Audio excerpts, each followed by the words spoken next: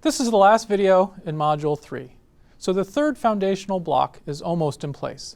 In the next module, we'll look at managers as part of a complex system of legal constraints and other pressures.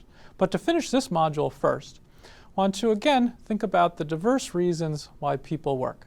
We've spent 2 modules looking at different reasons why people work and the different rewards that work can provide.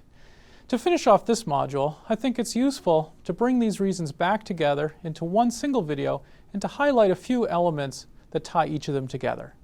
In particular, what does each concept of work imply about 3 different things? 1, barriers to full work effort. 2, implications for work motivation. And 3, implications for engagement. These are 3 key issues for any manager. So take a look at the worker here in this slide. It doesn't seem like he's able to give full work effort, at least not at this particular time. As a manager, it's your task to figure out why. My claim is that thinking about the different reasons why people work, the different meanings of work, gives you a diagnostic tool for trying to figure out why this worker isn't able to work up to his full potential, at least at this particular time. So for example, if work is a curse to this person, that means that this person sees work as something that's painful and monotonous, and therefore probably isn't very excited by his work and isn't giving full effort. So what can you do as a manager to provide a motivational solution to this?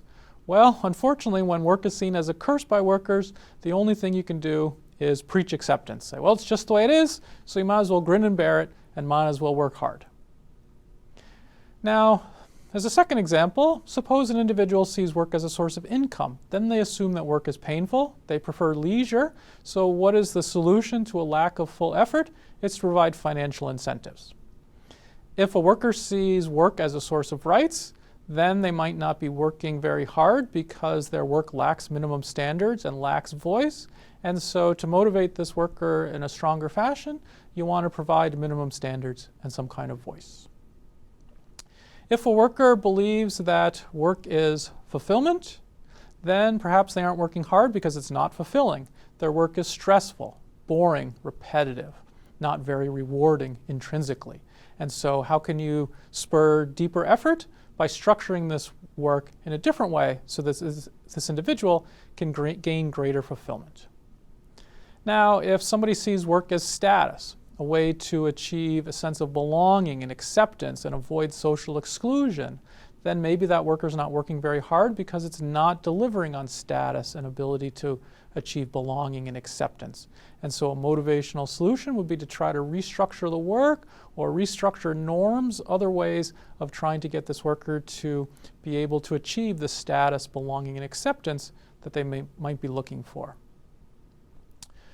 Additionally, a worker might see his or her work as a source of identity, and so they're not giving a lot of effort because their work causes conflicts with their inner or desired sense of self. So they're required to give too much emotional labor, which requires them to mask their true emotions, or they're not allowed to be creative when they see themselves as a creative individual. And so you can try to spur greater motivation and higher job performance by restructuring their work to create some positive sense of themselves. How about workers who see their work as a way to care for others? They might not be working very hard.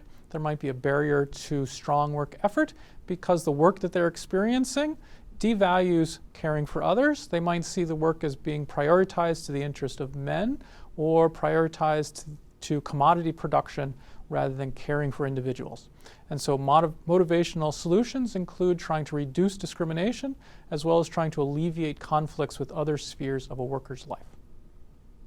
Lastly, if work is seen as serving others by someone, then maybe they aren't working very hard because the work that they're doing values commodity production over the ability to serve others. And so a motivational solution, similar to the motivational solution for caring for others, is to restructure this work, create a sense of value and opportunities for this worker to serve other people.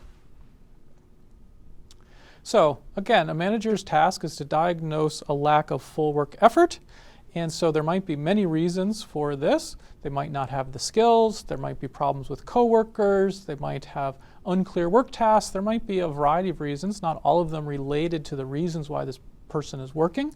However, thinking about what work means to this individual can give you additional clues to why this person isn't working up to their full potential and give you additional ideas for motivational strategies for redressing that important problem. Next, let's think about driving engagement. Assuming that this person in this video here is actually engaged in our work and not just playing a video, let's think about what the different reasons for working, what the different meanings of work imply about trying to enhance worker engagement. Now, if workers or an organization treats work as a curse, as a source of income, as a commodity, then it's very difficult to achieve highly engaged workplaces, highly engaged workers. And the organization or the workers need to reorient their views of work more towards seeing it as a source of fulfillment, identity, a way to serve others, and the like. Okay, what if workers and organizations see work in other ways? Well, if workers see work as a source of fulfillment, then you can try to drive engagement via intrinsic rewards. And in earlier videos, we've looked at what it takes to drive intrinsic rewards, like competence, autonomy, belonging, positive self-esteem. If workers see work as a source of status and belonging and avoiding social exclusion, then you can try to drive engagement through interpersonal relationships, social networks, norms, and organizational culture. If workers see work as a source of identity, then engagement can be derived by helping people create positive views of the self, especially as they see themselves as a positive member of the organization and derive positive self-meaning and a positive sense of the self by being an organizational member. And then lastly, if workers see work as caring or service, then you can try to create engagement by providing opportunities to deliver upon these goals. Provide opportunities for workers to care for others, to serve for others, either directly through their work or indirectly through their work, maybe by release time, volunteer programs, things of that nature. Okay, so just like pasta and grains, there's a huge variety of work. There's many jobs, there's very different types of workers, there's many meanings of work. So managers and HR professionals need to figure out this complicated landscape in their own work units. A human resources vice president that I interviewed earlier gave you some excellent advice in an earlier video, and it's worth 30 seconds of our time to replay it here. One piece of advice that I would give someone that's managing people for the first time is to make sure to take the time to focus on getting to know your people and specifically getting to know what motivates them, making sure that you get to know what really their strengths are and their development needs.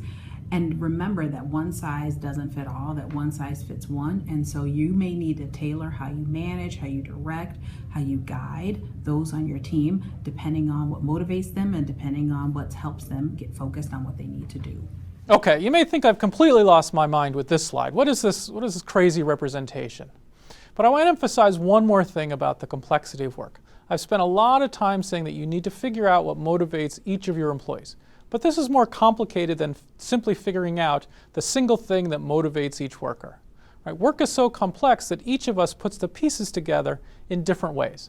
So it's not a matter of figuring out that I'm motivated by money, somebody else is motivated by caring, and somebody else is motivated by fulfillment. Rather, it's that I can be motivated by money and fulfillment and identity and serving others, etc. So you need to figure out what elements different workers are putting together in different ways. I know that this can be challenging, but understanding the different possibilities is an important foundation and an important starting point.